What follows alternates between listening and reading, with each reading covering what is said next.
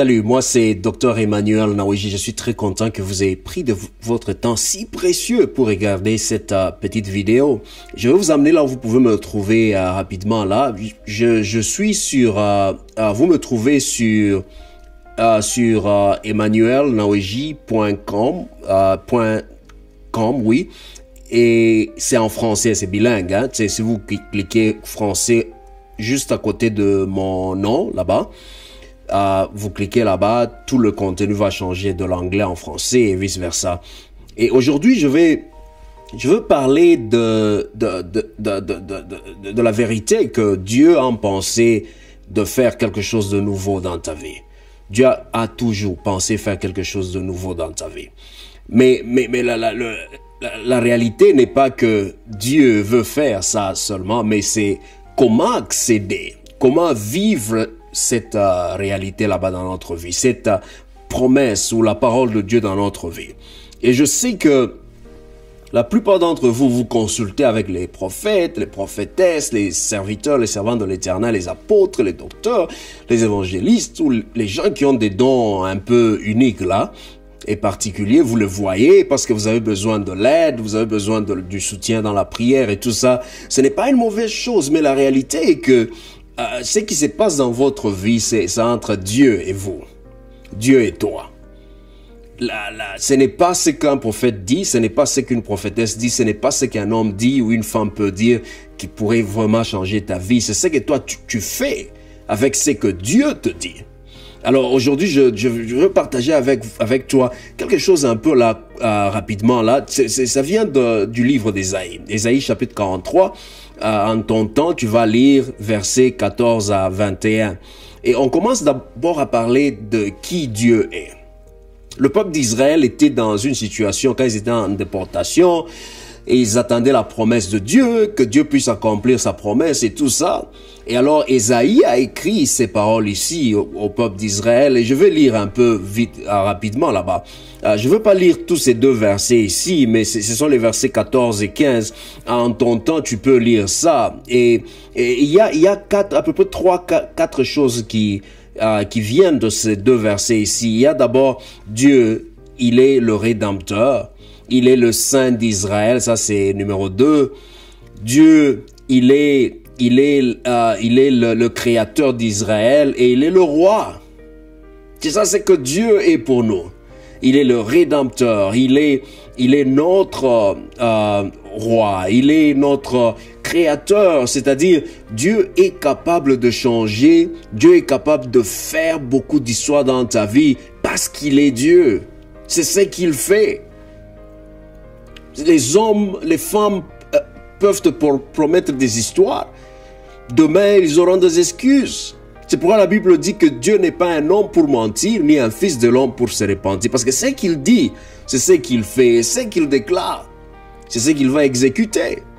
Mais avant de parler de la nouvelle chose que Dieu, c'est-à-dire chaque jour, Dieu renouvelle ses compassions.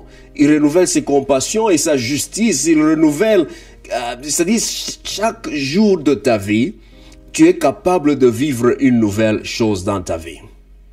Une nouvelle chose que tu reçois de Dieu. Dieu, chaque jour, il attend faire quelque chose dans ta vie.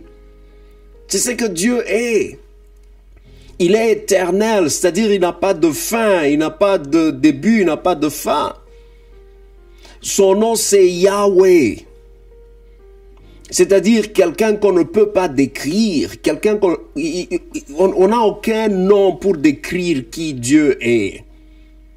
Quand Dieu s'est révélé à Moïse au mont d'Horeb, selon Exode chapitre 3, Moïse a dit, bon, s'il me demandait qui es-tu, quel nom je dois leur donner?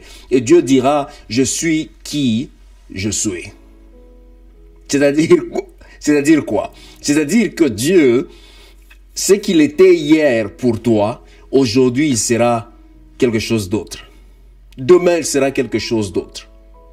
Dieu ne va jamais recycler ses actions ou sa bénédiction. Non.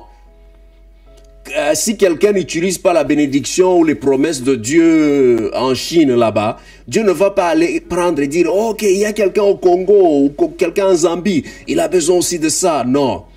Dieu, en anglais on dit, he never runs out. C'est-à-dire, Dieu ce n'est pas une source qui s'est tarie. Je ne sais pas si c'est comme ça on dit en français maintenant. Et c'est-à-dire, Dieu ne peut pas arriver un jour pour dire que, ah, tu sais quoi, tout ce que j'avais, j'ai donné à la personne qui était ici avant toi, ou la personne qui a prié avant toi. Tout ce que je voulais faire pour quelqu'un, je l'ai fait pour cette dame là-bas qui a fait un jeûne de 40 jours. Non, il y a toujours quelque chose, parce qu'il est l'Éternel. Et la vie qu'on reçoit par la foi en Jésus-Christ, c'est la vie abondante. C'est une vie qui ne se termine pas. Elle commence aujourd'hui et elle nous conduit dans l'éternité. Alors, la nouvelle chose, ça n'a pas à faire avec l'idée que Dieu n'a plus à te donner. Non, ça a à faire à ce que toi tu fais. Qu'est-ce que tu fais pour acquérir ta bénédiction? Qu'est-ce que tu fais pour réclamer ta bénédiction?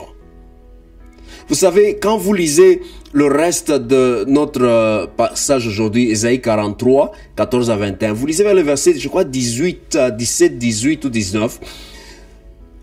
Ésaïe est en train de rappeler au peuple d'Israël, il ne faut pas oublier, il faut pas rentrer dans le passé.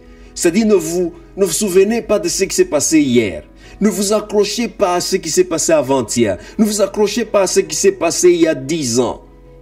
Ce que Dieu a fait, peut-être c'est la gloire que tu avais vécue. Mais il y a une gloire plus grande que celle que tu as vécue hier.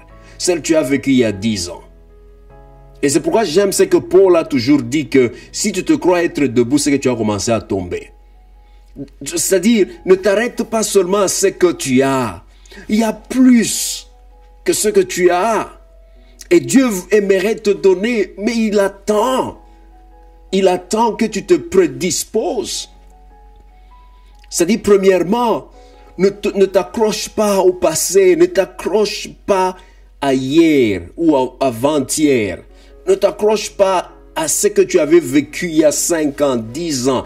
Non. Prépare-toi à recevoir ce que Dieu a en pensée pour toi. Et se préparer, c'est commencer d'abord par s'approcher de Dieu. Ne t'approche pas de Dieu comme un mendiant. Approche-toi de Dieu comme quelqu'un qui a droit à la bénédiction. Comme quelqu'un comme un héritier. Parce que tout ce que Dieu veut faire pour l'humanité, tu es aussi l'héritier.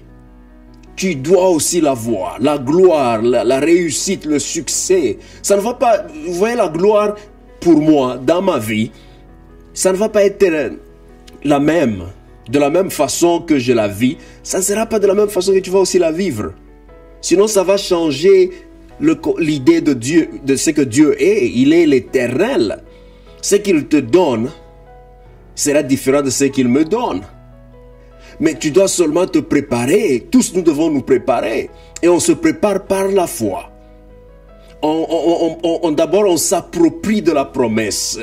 C'est-à-dire dans ta pensée, dans tes prières, sois dans l'attitude de recevoir. Ouvre les mains, ouvre ton cœur. Ouvre tes pensées et dis, Dieu, je suis là. J'aimerais recevoir ma bénédiction. Cette chose nouvelle que tu as dans tes pensées pour moi. C'est que chaque jour, quand tu te réveilles, bénis le Seigneur. Expresse la gratitude pour ce que Dieu a en pensée pour toi. Ne sois pas toujours triste, même si tu ne l'as pas encore vu, tu ne l'as pas encore vécu. Mais commence à imposer ton corps, tes pensées, impose ton esprit, impose tes organes, ton cœur, ton cerveau, tes yeux, que ce que je veux voir maintenant, c'est ce que Dieu va faire pour moi demain.